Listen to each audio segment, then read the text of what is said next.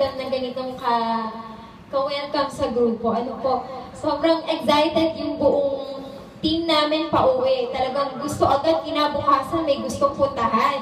Kasi sabi nila, hindi sila ganun ka-expose na gaya natin na nandito sa Manila. May head office tayo. Sa amin, wala kaming head office, wala kaming main office, walang ganyan. So parang sabi nila, totoo pala talaga ang forever. So dun din mas lalo silang nangarap ng husto kasi gusto nila ding umakyat sa stage na meron silang nakikita, na bibigyan daw ng flowers, diba?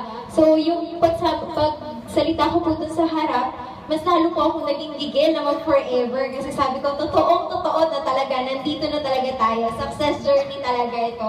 So, andito na po, hawak na po natin lahat. Gagawin na lang talaga. Salamat po sa lahat ng supportan ng buong grupo po, ng mga upline. Salamat po din kay Congressman Golas po.